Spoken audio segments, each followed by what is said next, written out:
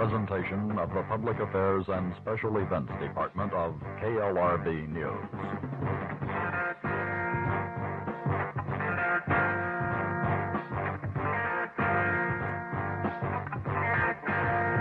And this is Dialogue Assassination with political research specialist Mae Brussell. For KLRB, I'm Phil Kogan.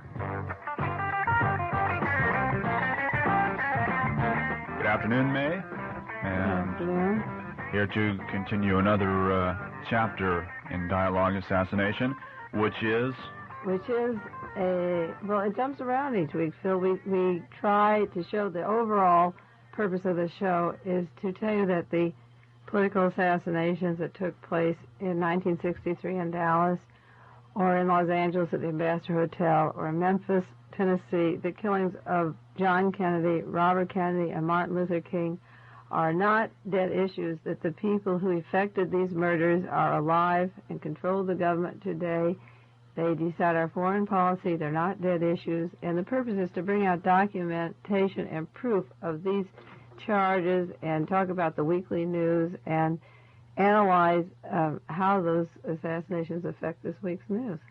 Okay, with a profound task such as that, let's start. Okay, we'll start. Mort Saul is a comedian who has been talking about the political assassinations for years. Are you familiar with his many jokes or concerns or his serious study? He has been very involved in wanting to know who killed the Kennedys, particularly and Martin Luther King. And he's back in the nightclub circuit. Various times he's been blackballed or kept off of programs because of his political ideas. And he came out last week with a statement which I think was apropos and very beautiful. He said, "It's my conviction that if Adolf Hitler were running a television network and said the comedians could use 8% of the freedom God gave them, they'd use only 3%. What Mort Saul, I'm going to interpret for people who don't, who can figure things out for themselves, but just in case they can't, I'm going to interpret it that there is still a lot of freedom on the air that people aren't using, Phil. And when I talk about political assassinations or a coup that overthrew our government, I'm asked, how come you can be on the air? How does the media allow you? You have the right to speak up in this country. You still do. And KLRB gives me that right. And we've been on the air over 8 months now. And because I have the courage to say things and share documentation with you, we have been allowed to continue. And a lot of people are better informed than they were maybe 8 months ago because of the privilege of using the air to get the message across, and also the courage of the people at the station here allowing it. And if more people would speak up about things they know that are happening, they would be allowed to be heard too. Everyone's afraid, and the fear is only in their own mind. Now, we've been on the air a long time, and last week they played a tape of our show in New York City on WBAI. For those who don't know, WBAI is the Pacifica station in New York City. I received a telephone call last Wednesday that they would be telephoning me from New York City on Friday night to explain what Dialogue Assassination is in Carmel Valley. It is a phenomenon to have one program going every single week on the political assassinations in the United States. There's no station like it. There's no newspaper.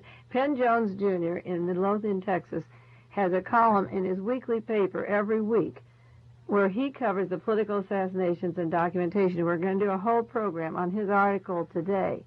But this kind of a show goes on every single week, and New York City has picked it up. And they telephoned me from New York City to my home Friday night, and we talked 5 hours. I thought it would be a 45-minute interview. It went on for 5 hours. 5 hours on the air in New York City, live from Carmel Valley. From Carmel Valley. Some phone bill WBAI is going to have. Well, WBAI, they asked after a while for money to be sent in. It's like KQED, and people were calling in and wanted the show to go on, and they were donating money, and the show kept going until the fellows that were running that particular shift were leaving to go to a demonstration for the Berrigans the next day, and it was morning in New York City. And in Carmel Valley, too, as a matter of fact. And we went for 5 hours.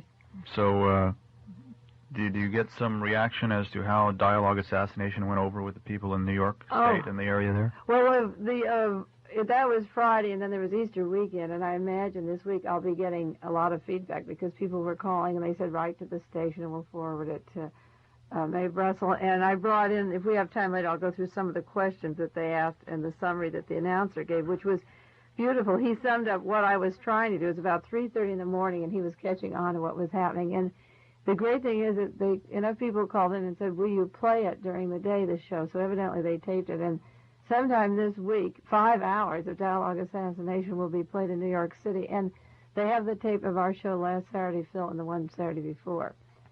So we're getting to people who did not have access to this information before, and we're really surprised and could catch on very rapidly. Now, you mentioned we're going to be discussing today a subject that was dealt with in a Penn Jones column. Yeah, Penn Jones Jr. lives in Midlothian, Texas. It's a little bit south of Fort Worth. He was a general, full general in the United States Army. Penn is retired. He has a newspaper, and he was a friend of John Kennedy and the Yarborough group in Texas, the more liberal group of the Democratic Party. He's been active in politics all of his life. And he became worried after the murder of John Kennedy at Dealey Plaza, went right up to the grassy knoll, observed the scene, the people there, and has studied the political assassinations for 9 years. And he has a newspaper called the Midlothian Mirror, and it comes out once a week. It's like our Carmel Valley Outlook. And every week he publishes new documentation or evidence, and he can just barely scratch his research, like 1 hour a week barely scratches what I have here. He covers one subject a week. I talked to Penn this week because I wanted to use some information that he had passed on to me on the New York program, and we had a conversation. He told me about the article, which I received yesterday. Now, his paper, dated March the 30th, 1972, the Midlothian Mirror, has the following editorial. He runs it in his editorial section every week. He refers to a Warren Commission document number 75.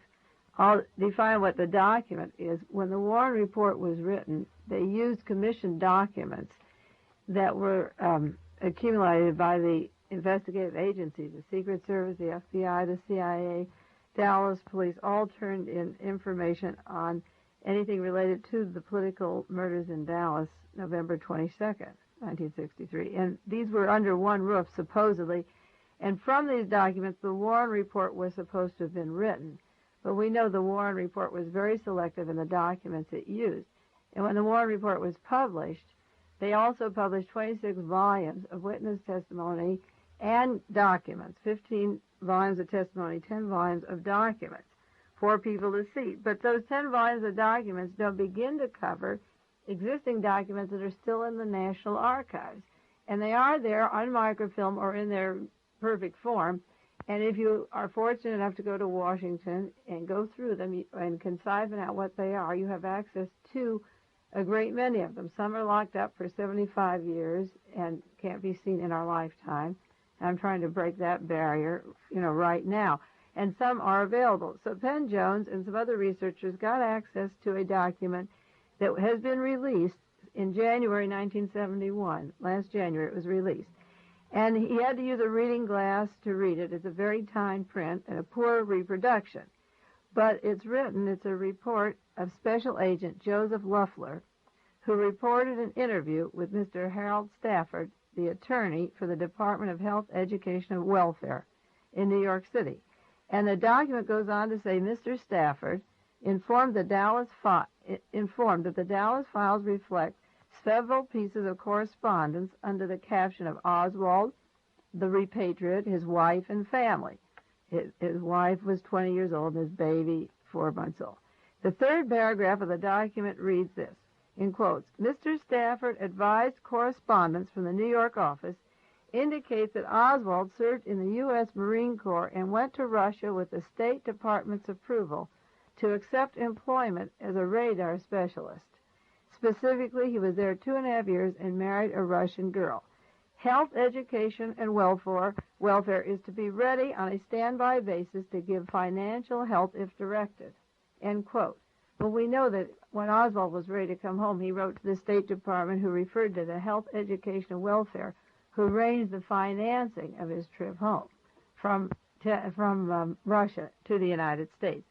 This document says that Oswald was in the Marine Corps in Russia with the State Department approval to accept employment as a radar specialist. Now, Oswald went to a radio shop in Minsk where Alexander Zeiger was the foreman and friend of Oswald in Minsk the whole time he lived there. And Alexander Zeiger is supposedly, the Warren Commission says, is a Jew from Argentina who left during the time of World War II but returned back to Minsk at the time that Oswald was working there at the radio factory. And because of the link of Argentina and Nazis to Oswald, I wrote to Mr. Weisenfeld. He's the man that lives in Germany who seeks ex-Nazis who took the names of Jews and returned as Nazis. And I wrote to him in Europe trying to put a tracer on this Zeiger, and I also wrote to the Russian embassy because everybody linked with Leah Marina Oswald in the Dallas-Fort Worth area and in the State Department were Nazis, and I wanted to know if this man from Argentina was a Nazi. But then I'm going on to another section here of the article, Penn Jones' article, because he says the importance of this document is reinforced in William Manchester's book, The Death of a President. And he gives the quotes, and I'm going to read the exact pages from Death of a President. There was a commander, Oliver Hallett, from the Navy, who was in the Situation Room, the U.S. Navy, stationed in Moscow, and he knew Oswald, and his wife knew Oswald, and his daughter knew Lee Harvey Oswald. The commander, Oliver Hallett, from the U.S. Navy, was very familiar with Lee Harvey Oswald in the Soviet Union, and they remembered him at the time he was arrested for allegedly killing Kennedy. His family remembered him. His daughter, 16 years old, came home from school, was that the Oswald we knew. And this same commander, Hallett, Oliver Hallett of the U.S. Navy, who knew Oswald in the Soviet Union, was the man in the White House receiving the messages at the telephone the day that John Kennedy was killed. When Dean Rusk was leaving Honolulu on the way to Japan with 6 members of the cabinet in that airplane, and they got a message from Dallas that John Kennedy was shot, Rusk said, call the White House, and the mansion telephone is operated by the Navy by Commander Oliver S. Hallett. At the telephone, speaking to Dean Rusk, is the man that Oswald associated with in the Soviet Union. Now, I'm going to cover... How about that, Phil? We classify that in my system under coincidence with a question mark. That is a pretty heavy coincidence, and I hope when the hour is through, I will show you the whole U.S. Embassy and the Warren Commission is lying through their teeth about what Oswald was doing in the Soviet Union. A statement that Penn Jones made in his column about Oswald being there at the request of the government is sort of different than what the Warren Commission says, right? Well, the Warren Commission isn't going to tell you that Lee Harvey Oswald was sent from the Department of Navy to the Soviet Union. But we did one whole show just a few weeks back on Oswald being from Navy intelligence. And a lot of times, again, in 1 hour, we could do a 5-hour show like New York, just Navy intelligence. And then I think you get the picture. But people who take cassettes or tapes of these shows every week and put them together and play them with their friends can follow the shows on Navy intelligence and add them up, and follow the continuity of what we're saying. Now, I'm going into the Warren Commission. This is Warren Commission document number 75 that Penn Jones referred to. It's also Commission document 882 on page 12 and Commission document 903, page 3, state that Oswald served the U.S. Marine Corps and went to Russia with the State Department's approval to accept employment as a radar specialist. Now, in the hour that we're talking today, I'm going to use the quotations from William Manchester's book, where he refers to Oliver Hallett for a particular reason. You see, Oliver Hallett was never called as a witness before the Warren Commission, and the only man that saw Oswald in the Soviet Union swears Oswald was my baby. There were 2 men that saw him, and one who worked with him the particular day that Oswald was at the embassy. We'll go into the story of Oswald going to the embassy because I have to tell you that Commander Oliver Hallett's wife was the receptionist at the embassy on a Saturday when nobody else was there, when Oswald appeared to speak with John McVicker. And John McVicker and Richard Snyder are written up in the book, Who's Who in the CIA. We're going to go into who the men were at the embassy.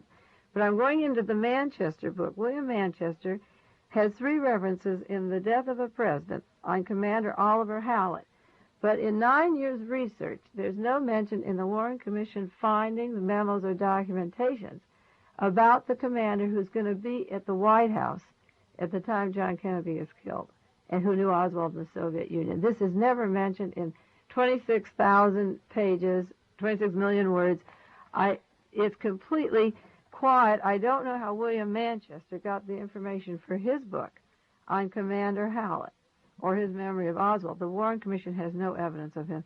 But Manchester's references to Hallett haven't been challenged, to my knowledge. No, the Manchester book was written after the Warren report was published, and the Warren Commission says they're through with their work.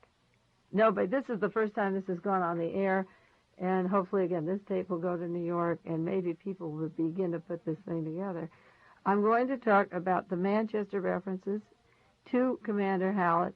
Then I'm going into the testimony of Richard Snyder at the American Embassy on October the 31st, 1959, when Oswald appeared at the embassy.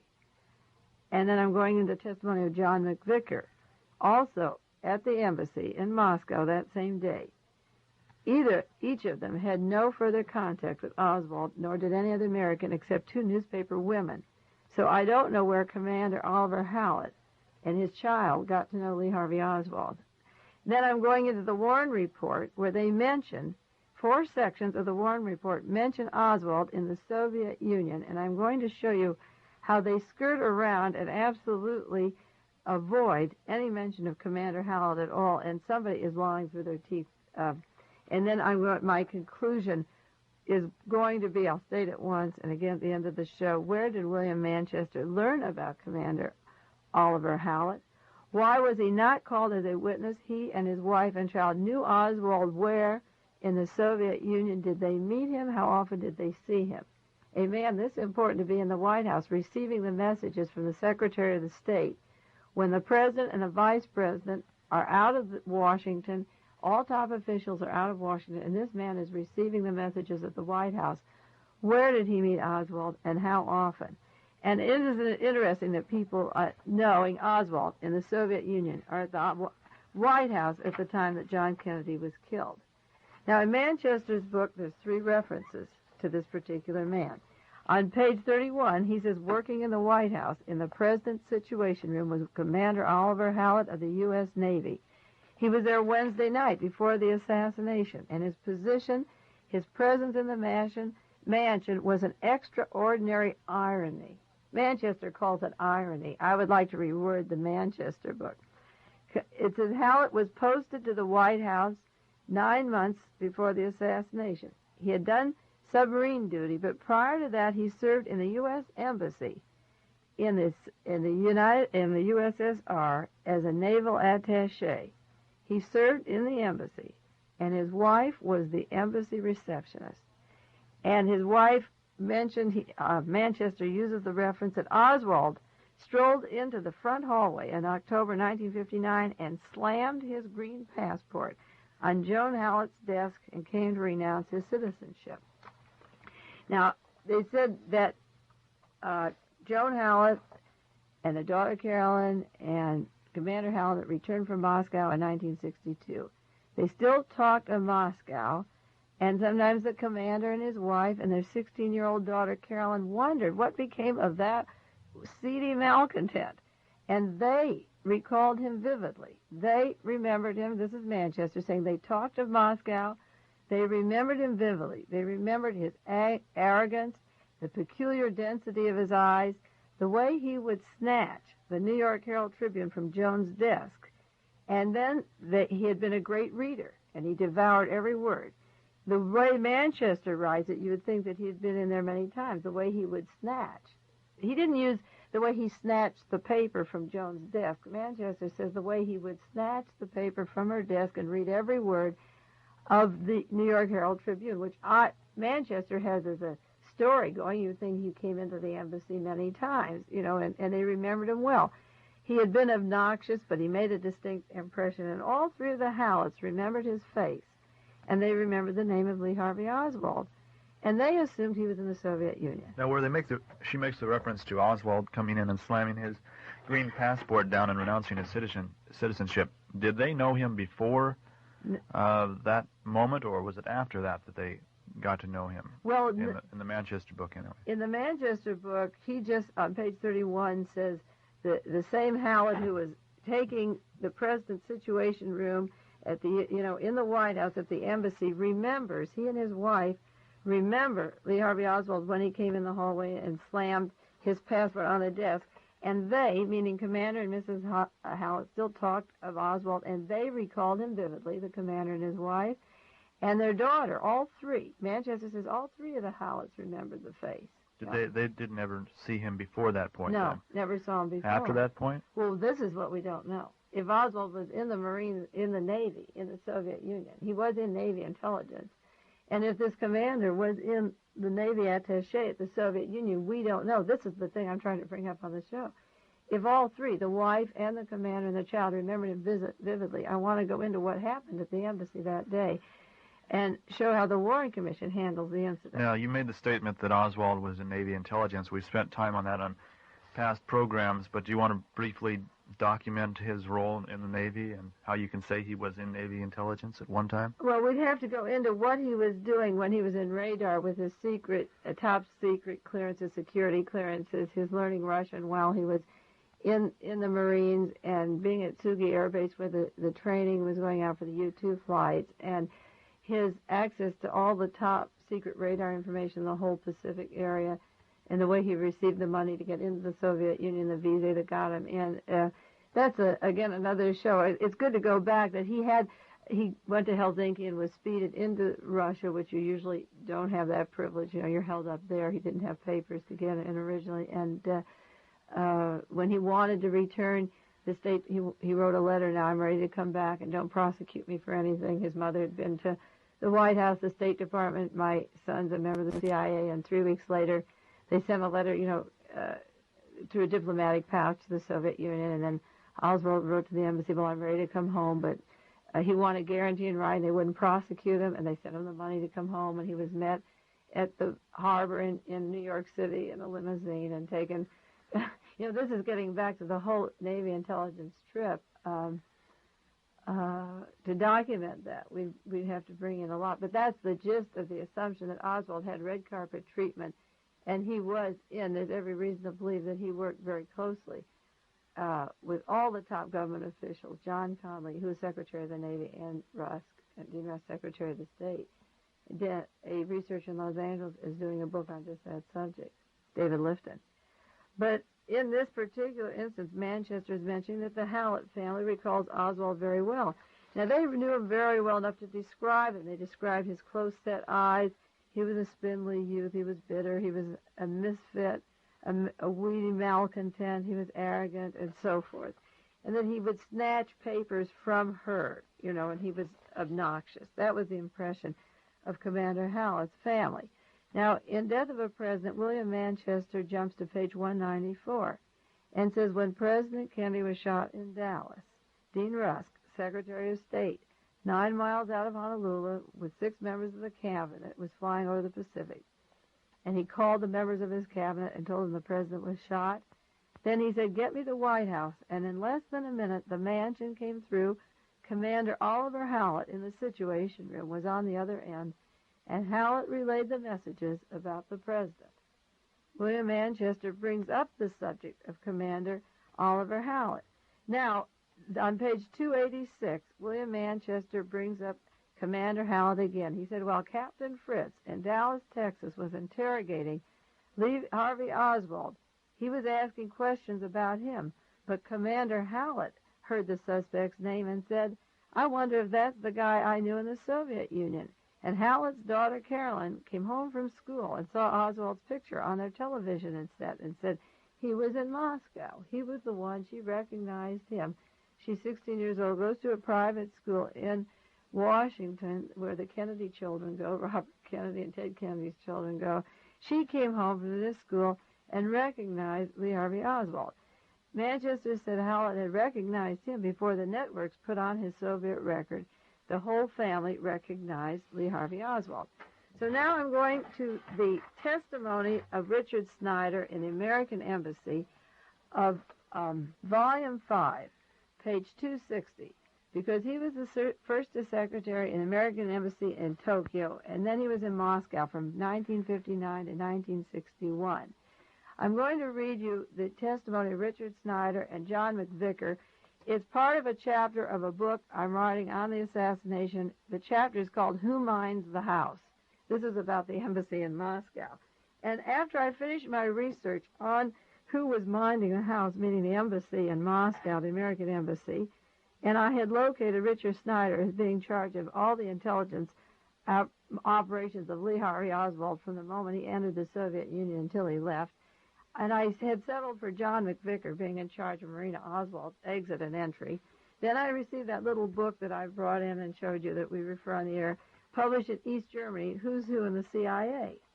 And on page 353, you have John J. McVicker, born 1922, and it gives his background, U.S. Navy from 1949, and Department of State for 1966, works for the CIA, Office of Operations included New Delhi, Hong Kong, and Moscow. That is John McVicker, who is in charge of Marina Oswald's exit from the Soviet Union, and her sole contact was with John McVicker of the CIA, U.S. Navy, before he went to the State Department. Then I turned to Richard Snyder. This is the same book that has Mr. Winokur, who sent the historians to write the Warren Report. And I come to Richard Snyder, born 1910, speaks German, French, Japanese, captain in the G2 of the U.S. Army. From 1950, Defense Department of State, 1957, works for the CIA, Office of Operation, Frankfurt, Mainz, Munich, and Moscow. And he was in charge of Lee Harvey Oswald. That's the background of John McVicker and Richard Snyder, a brief background. Well, Mr. Snyder's called before the Warren Commission, and his testimony is in Volume 5, and the page from 260 on. And they say, do you remember the circumstances under which Lee Harvey Oswald came to the Soviet Union? Now, the story briefly was that Lee Harvey Oswald arrived in Russia 3 weeks earlier, but on October the 31st, 1959, he walked into the American embassy, placed down his passport, said, I'm going to become a Russian citizen. I don't like America. I'm a Marxist. I'm going to stay over here. I'm going to give the Russians all of my radar information, or I have given it to them. And I've been here 3 weeks. I've given them information I had in the Marines. And he presented this to the American embassy. Now, it's interesting that Lee Harvey Oswald shows up on the day that the embassy's closed. It's closed on Wednesday, and it's closed on Saturday. And there's several people at the embassy, supposedly. The stories vary, and I'm going to show you how they vary. Mr. Snyder begins, the embassy was closed, so it had to be on a Wednesday or a Saturday that he came. And I'm not sure if he brought his passport into me, or whether he came in, it was brought to me, rather, or whether I met him at the door and someone brought him in. I don't recall whether one of my secretaries might have been on duty that afternoon. Normally, she would not have been. Now, this is before the Warren Commission. He's not sure if his secretary was on duty. But the person he's talking about happens to her husband's in the White House, as Navy attaché, the day that Kennedy's killed. Now, this man is talking about a secretary. He's not talking about Lee Harvey Oswald, and the wife, who this woman's husband is. You think she's just a normal legal stenographer. And the Warren Commission doesn't check any of this. He says, I don't recall whether my secretary there. Normally, she would not have been. Well, I have to digress from Snyder's testimony and say that nothing in the Warren Report is normal. It's a Saturday. No one's supposed to be there. Not even the secretary, but Oswald, the expatriate, has arrived. He's been 3 years with top security clearance and mastered all the radar in the Pacific, and he's in the Soviet Union. He comes on a day when everyone's off. Now, he goes on. They asked him, was anyone present when you had an interview with Lee Harvey Oswald? And Richard Snyder said, Mr. McVicker was working in the office adjoining mine. The offices in Moscow are quite small, and the door between the offices is usually open. And I think Mr. McVicker told me he was in the next office. I don't recall whether he was ushered into my office by the secretary, meaning Oswald, or an employee, but I was told that there was someone waiting for me outside, and I got him. Now, when John McVicker was called as a witness before the Warren Commission in Volume 5, they said he described his work at the embassy, and they said, did you have an occasion to see Lee Harvey Oswald? And he said, I was one of 2 officers in the counselor section of the embassy, and I had occasion to see Oswald and talk to him briefly.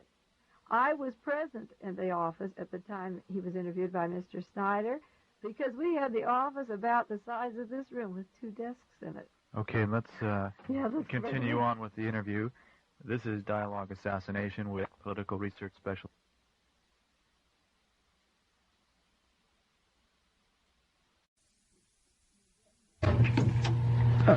But now John McVicker says, we had an office the size of this room with 2 desks in it, and Mr. Snyder's desk was at one end and mine was at the other. And we did our business in the same room, and this was an unusual case, and I recall the conversation. This is why I called my chapter, Who's Minding the Store? One says they had 2 separate rooms and the door might have been open and there were cubby holes. The other says we had one great big room so you couldn't help but hear because all our desks were in one room. And he said, I had no further contact with Oswald after October the 31st, 1959, McVicker said, when he entered the embassy, and to the best of my recollection, I never laid eyes on Oswald again. Mr. Coleman of the Warren Commission said, did Oswald speak to you at all, or was his conversation with Mr. Snyder? And Mr. McVicker said, I think all his conversation was with Mr. Snyder. As I recall, he said a few words to those of us who were in the office, myself and the secretary, on his way out of the office, probably. But I don't really remember much about that if he said anything at all. Now, this has nothing about reading the secretary's paper or throwing down his passport to her, having any dialogue, that they would remember all the descriptions of the secretary and her daughter and husband are going to throw out. If she left the office, he might have said something, but I don't recall anything of that at all. Mr. Coleman of the Warren Commission said, I take it that after the October 31st, 59, you had no further contact with Oswald. And McVicker said, that is my recollection, no contact with Oswald. I didn't even recall until after I saw the file that I had interviewed his wife, and to my recollection, I never laid eyes on Oswald. Now, John McVicker, I have to say, is lying through his teeth. He handled the whole paper. His wife didn't meet any of the qualifications or clearances to come to the United States until certain waivers were passed, and there were letters going back and forth from that embassy, get Oswald home. It's the best interest of the United States. The Department in San Antonio of Immigration said she doesn't qualify yet. She doesn't meet the standards. And the embassy in Moscow, the U.S. embassy, was working with Marina Oswald, pressing her, and he said that until the assassination, he didn't even remember having handled her papers. There aren't that many Russian wives coming to the United States. Now, Richard Snyder, in Volume 5, told him to come back. He said, I told him that the consulate was closed, and I didn't have a secretary there that day to prepare the papers. And if he wanted to come back during normal business hours, I'd go through with him. That if he wanted to give up his citizenship, he said, come back on normal business hours. Well, Oswald appears on a Saturday at the American Embassy, and he never appears again until July 61, when he's ready to get his papers to come home and begin the wheels moving. But he calls his normal business hours aren't there. The secretary isn't there. Congressman Ford said, did he converse with any other member of the staff, to your knowledge, during that first visit? Because the other visits are later in 62 when he's to come home. Snyder says no. Not at this time. He definitely did not. Gerald Ford is asking, any member of the staff of the embassy? No, he did not. Well, Commander Hallett remembers Oswald distinctly, and so does his wife and child, and they were members of the U.S. Navy. You see, but the Warren Commission is devious. They separate the Navy from the embassy staff. So if he doesn't meet the staff, he could still be meeting with someone from the Navy. You see, they don't say that is there anyone else of government officials. They say that he conversed with any other member of the staff. He says, no, not at this time. And I don't think he did during this time I was there. As far as I know, he had no knowledgeable conversation then, he says, with anyone there. With anyone there.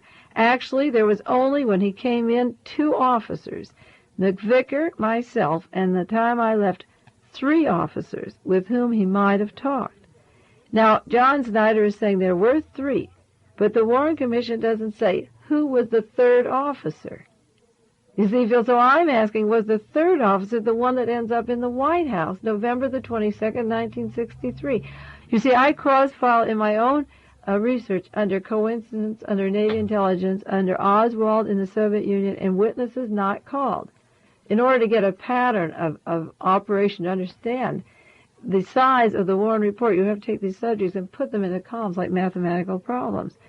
So he said there were 3 officers with whom he might have talked, and it is conceivable that either of the other 2 officers would have talked to him, knowing it is inconceivable, then he says, that the others would have talked to him, knowing my interest in the case, or if I were not there, somebody would have done so without making a memo for the file for me. So it's inconceivable that anyone would have talked to him.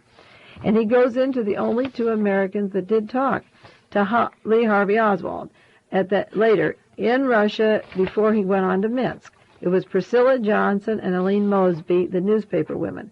No mention of Mr. Hallett at all.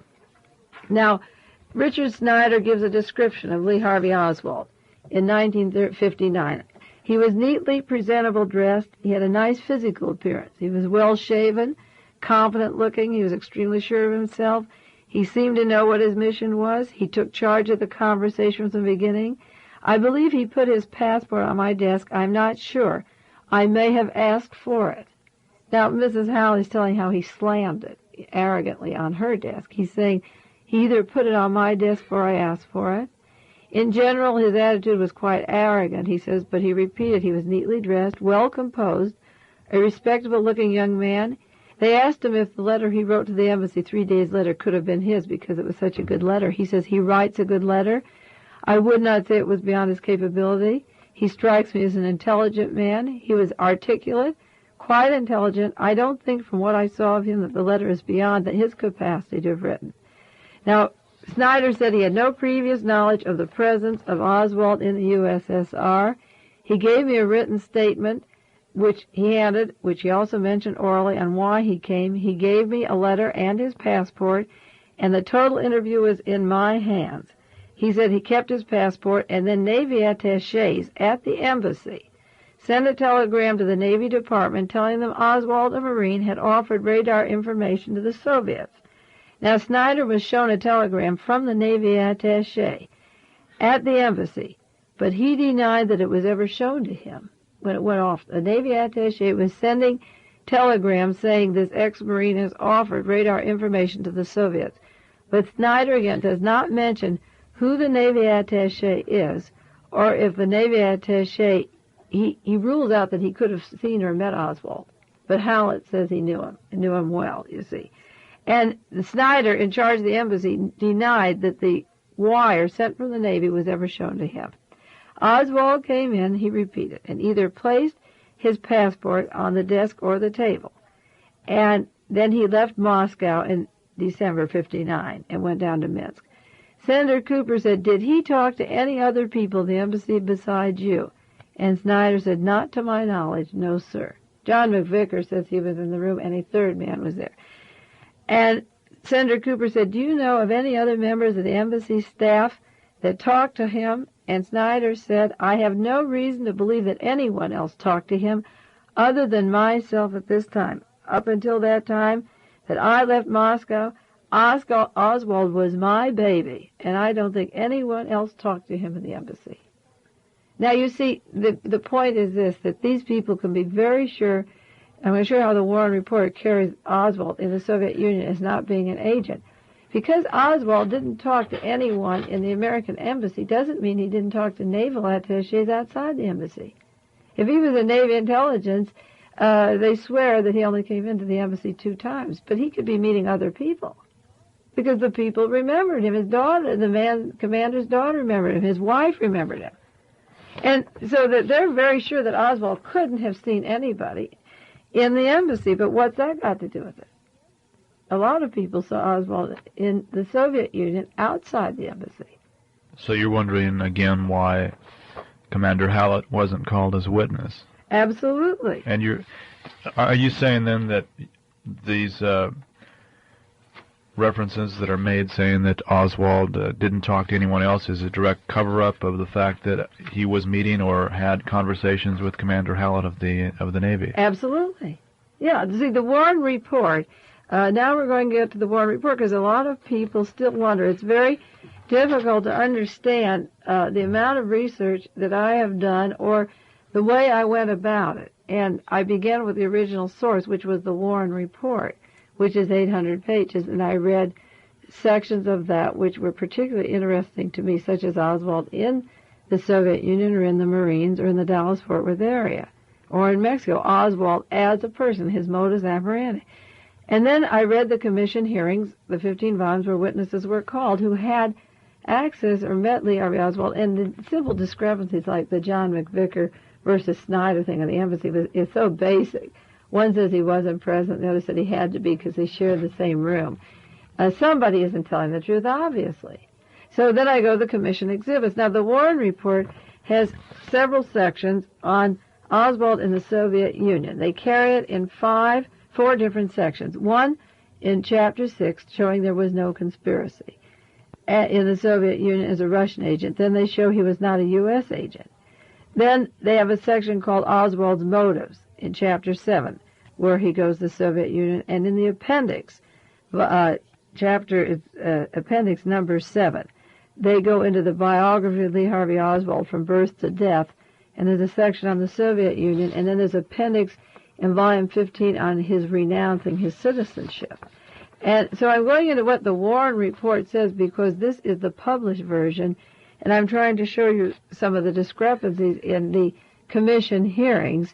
The conspiracy section of the Warren Report says the commission found nothing in the circumstances of Oswald's entry into the Soviet Union that indicate that he was an agent of the USSR. Well, that's true. That's the most reliable information concerning the period that Oswald spent in Moscow comes from the embassy and two American newspaper reporters, Eileen Mosby and Priscilla Johnson. Now, he saw Priscilla Johnson for 5 hours, and he saw Eileen Mosby for 2 hours. He went to the embassy on October the 31st to renounce his citizenship. He spoke to Richard Snyder, who refused to accept his renunciation. He would have to return the complete necessary papers, they told him, and they told him to come back when they were open for business. The Warren Report says he would have to return to complete the papers of renunciation. Oswald gave the council his passport and declared that he had volunteered Soviet government information about radar as a Marine. Now, that is the Warren Report on Oswald in the conspiracy section. It doesn't mention Richard Snyder. It doesn't mention Admiral Hallett at all. It leaves those names out and just says he saw Richard Snyder and he did not return to renunciate himself as a citizen. He just left his passport at the embassy while he was living in the Soviet Union.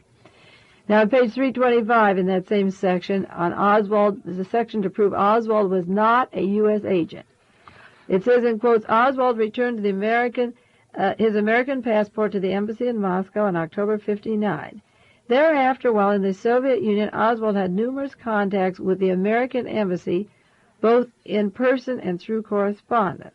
Now, I don't know where these numerous contacts come up there because he went once in October 1959 and then later when he wanted to return in 1962. Wasn't it some of the testimony that it said he was only there once or twice? That's right. Once on that day that he tried to renounce his citizenship, and the other time to get the papers to come back. When he wanted to leave the Soviet Union. That's right. But within the Warren Report, it says he had numerous contacts. Well, because various men were writing different chapters of the Warren Report, I have a whole, it's a 9-page document by John J. McCloy, who was supposed to write this chapter, and that was the one we read on the air once with no verification of any of this. Different men were writing it. So somebody put in the numerous contacts, and they didn't check it out because he only had 2. But if they mean written contacts with the embassy, it says through correspondence. He had 2 personal. And then the Warren Report said he received a loan from the State Department to cover his costs home. Well, this numerous contacts thing still sticks in my mind. It's wide open. Do you think it's possible that just as this could be something that should have said 2 contacts, that it could be that somebody writing that particular chapter had seen other documents that aren't within the commission documents that showed that he had met many times, and that in writing this chapter, he accidentally put it in, and it was pulled out of the documents? Now you're being. This is the thing, that in the National Archives, locked up for 75 years, there are many, many documents, Oswald and the Soviet Union. That's right. That's where the problem lies, is that somebody has seen the documents that are locked up, as well as the ones that are being declassified now, and the word slipped, numerous contacts. That's right. Then the Warren Report goes on to say, officials who were directly involved with dealing with Oswald's case on these matters have testified before the commission. Now, one of those, Commander Hallett, never testified before the commission, but they go on. Director John J. McCone of the CIA and Deputy Director Richard Helm of CIA testified that no one connected with the CIA ever interviewed Oswald or communicated with him in any way. Now, Health, Education, and Welfare has this document I read of Ed Jones saying that they're to look out for Oswald, take care of his way home, and so forth, the money home. Navy commander stationed in the White House, right at the time Kennedy was killed, had contact with Oswald in the Soviet Union. The State Department letters state that he was stationed in the Soviet Union as part of the Marines, and who's who in the CIA lists John McVicker and Richard Snyder. And yet, under oath, John McCone and Richard Helms, now head of the Central Intelligence Agency, say that no one connected with the CIA ever interviewed Oswald or communicated with him in any way. Well, the person who's going to say, well, that's full of holes, as far as citing these as evidence that he did have contact with the CIA, is going to say, well, who's who in the CIA? That's published in East Germany. That's obviously a lie.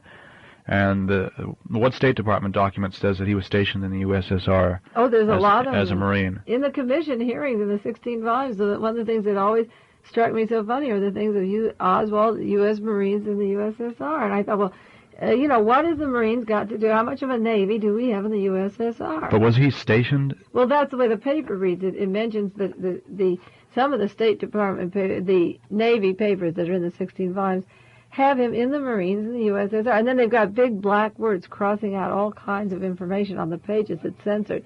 They published the letters and they blacked out the words.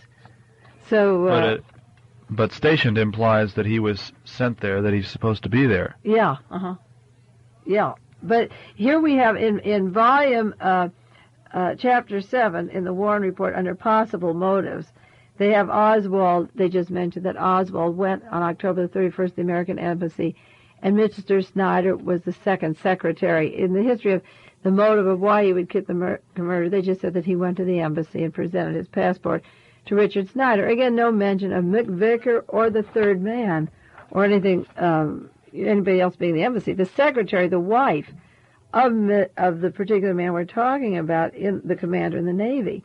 They don't mention who the secretary was at all, Mr. Hallett's wife. Now, under Appendix 7, under the biography of Lee Harvey Oswald, they said he took a taxi to the American Embassy, and when the receptionist asked him to sign the register, he laid his passport on the desk and said he wanted to renounce his American citizenship.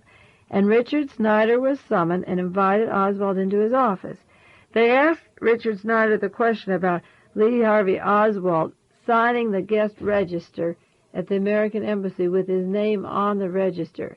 And he said, no, in lieu, when a person visits the American Embassy, in his testimony, he said they can, if they exchange their passport with you and leave it with you, that is identification of a signature on the book. They didn't want the name on the book.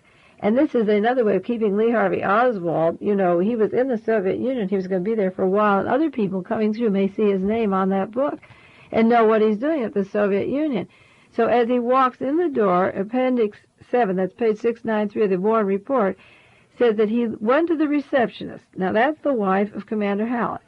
And they asked him to sign the register, and he laid his passport on the desk and said he can renounce his citizenship. Now, Richard Snyder said that's a formality at the embassy, and John McVicker testified that Oswald seemed to be coached in all his legal rights and all the things to do as he entered or expatriate. He left all the doors open, to return back to America. This is quite different from what she says, that she remembers the arrogance, the peculiar density of his eyes, the way he would snatch the New York Herald Tribune from his desk, and the way he slammed, she says he slammed down that that passport and was arrogant. This is quite different from laying it there as a formality in the embassy. And in Appendix 7, there's nothing about laying this thing down, slamming it down. It was a formality that you use at the embassy that he put this particular document on the table. Now, the Warren Report says Oswald seldom left the hotel in Moscow. His routine was broken only by another interview by the USSR passport office. And then he had a visit from somebody named Rima who gave him lessons in Russian. He was called to the Soviet passport office and told he's being sent to Minsk. Now, the Warren Report, in showing that there's no conspiracy or no contact with anybody, emphasizes over and over again that he only went to the embassy once. He didn't return. He only met 2 newspaper women. So where he was meeting Commander Howell, you see, he used to go to Minsk then and disappear. And John McVicker and Richard Snyder say he never returned, and they claim that until 1961, they claim, and we know this is not true, that they had no knowledge, the embassy or anybody, where Lee Harvey Oswald was. So I pose the question this hour, where did Commander Howlett and his daughter, even if the wife was a receptionist, and she's telling you how he used to take her papers, which implied many visits, but where did his daughter and he know Lee Harvey Oswald from to pick up, on the day of the assassination? Now, appendix, the Warren Report says the American Embassy in Moscow had not heard from Oswald after it received his letter dated November the 3rd until February 13th, 1961, where he asked to return home from the United States. Now, in January... Tilt. Until. No, tilt, I'm saying. Yeah.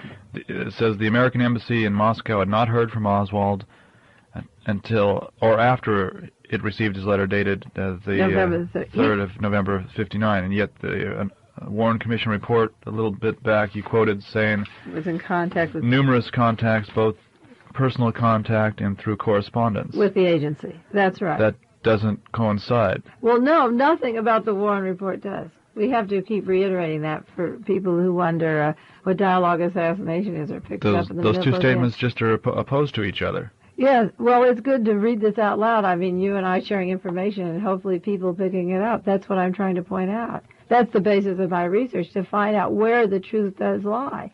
And you can find truth if you go to every avenue of each one speaking. You can narrow it down somewhere. Now, in January 1961, Marguerite Oswald took a train to Washington, D.C. and called the White House and said, my son is a CIA and he's in Russia and I would like to have contact with him. He's been away a long time. And the State Department called her and she came right over to have an interview with men in the State Department. And then a diplomatic pouch was sent to the Soviet Union in February 1961, February 13th. And then Oswald wrote a letter saying, I would like to return to the United States. I want my passport back and full citizenship. I didn't renunciate my citizenship, and I want full protection. Now, we'll do another show in the future. On February the 28th, Oswald said he would return to the American Embassy. He was ready to come back to the United States. March the 17th, 1961, he met Marina Oswald. How does the Warren Report handle the statement by Oswald's mother about her son being in the CIA? Well, they handle it like they handle everything else. They ignore it. She was a witness for the Warren Commission, Volume 1. Her testimony is accurate. It's historically valid. What are you going to handle if an intelligence agency overthrows the government through all these complicated methods? A few people who are in the know are going to speak up. You handle it by ignoring it. They just ignore her. They did not produce anything to challenge that? Well, they any evidence? Yeah, we could go into the way they skirt around. They say, of course, he wasn't an agent. We asked Richard Helms or Mr. McComb. Of course, she wasn't an agent. Richard Helms would know. And that's the way it's left. But what would Richard Helms say? Well, it was, real. Appendix 15 of the Warren Report on Oswald attempting to renounce his U.S. citizenship. Citizenship says American officials in Moscow had no knowledge of his arrival. He went to the embassy October 31st, 1959. He placed his passport on the receptionist's desk, and informed her he came to dissolve his citizenship, and she immediately summoned the counsel, Richard Snyder, who invited Oswald into his office. Now, I'm repeating what the Warren Report has these sections on Oswald at the embassy in different chronological order, on the motive or whether he's an agent or his life. Now, each one has the same story. It has nothing about his grabbing her newspapers, having an altercation, their chance to really know whether he was arrogant or what his personality was like. You see, they remembered him vividly, getting back to Commander and Joan Hallett and their daughter Caroline. They talked of Moscow. They remembered him vividly. This is the Manchester book. All three remembered his face, the way he would snatch the New York Herald Tribune from Joan's desk. This is what they remembered, and they remembered how he slammed down his passport in arrogance, and they remembered that seedy malcontent or witty malcontent. They had a distinct memory about his obnoxiousness.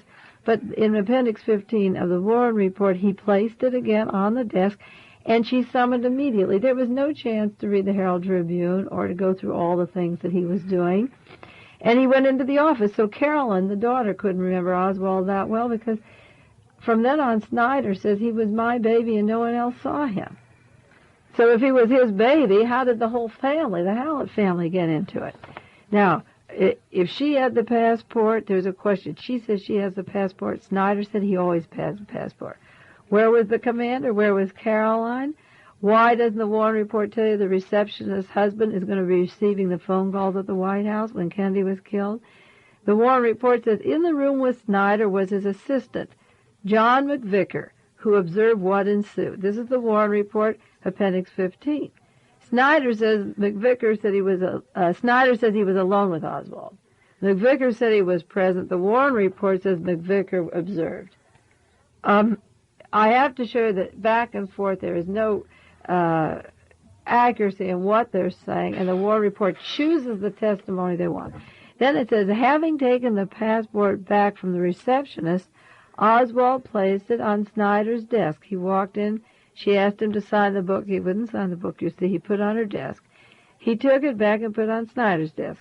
Snyder did not permit Oswald to renounce his citizenship at that time, but told him if he would return when the embassy was open, that would be completed. And Oswald never returned to the Soviet embassy until he was ready to return home to the United States.